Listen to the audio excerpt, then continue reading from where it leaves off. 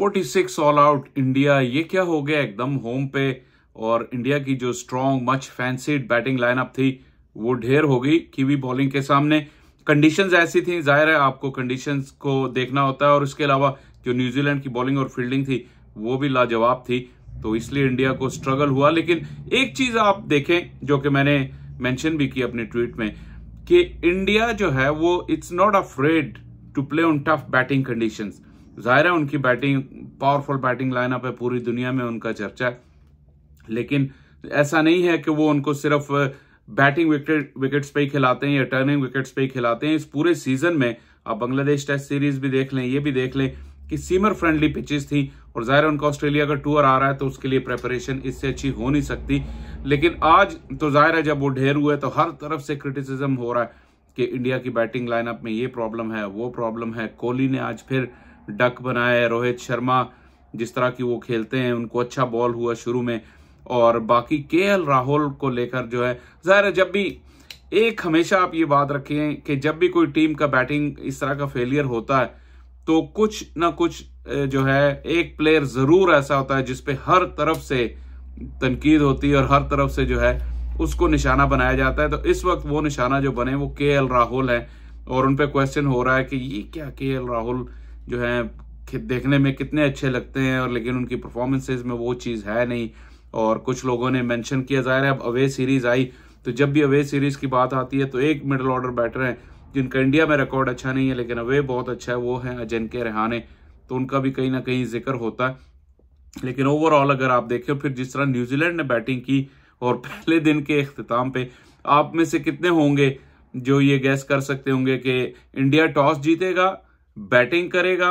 और end of the day they will be trailing by 50-60 runs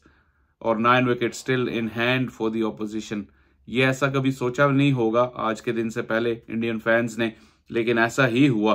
111 for 1 ये New Zealand का score था close of play पे। तो अभी तो ऐसा लगता है कि जिस तरह ये टेस्ट मैच चल रहा है, इंडिया ने बांग्लादेश को हराया 2.5 दिन में, तो ये एक और 2 दिन वाला टेस्ट मैच हो सकता है। लेकिन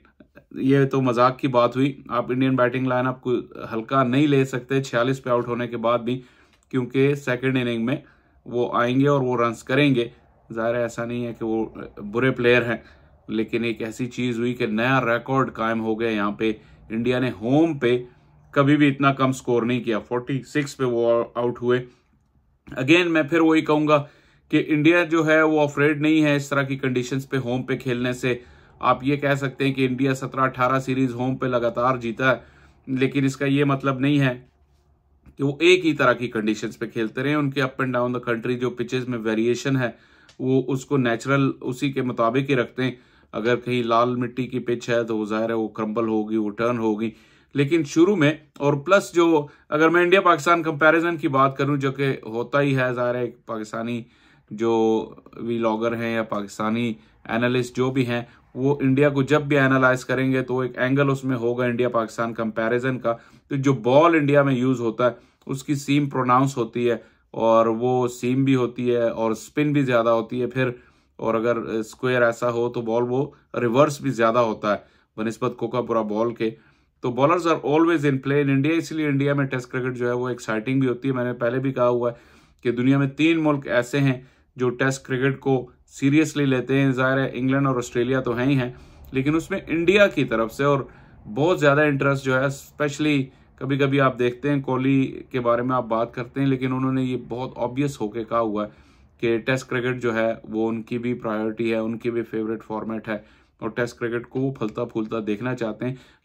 सम वे अलोंग द लाइंस आप देखते हैं कि इंडियन जो बोर्ड है वो भी इस चीज को बाय करता नजर आता है। इंडियन की पब्लिक है, हालांकि उस तरह क्राउड नहीं आता जैसे 80s में इंडिया में आता था या 90s में टेस्ट मैचेस में, लेकिन अभी भी बहुत अच्छा क्राउड आता है। और आज भी बहुत ही अच्छा क्राउड था बेंगलोर में। पहला दिन ज़ाहिर है बारिश की वजह से ज़ाया हुआ,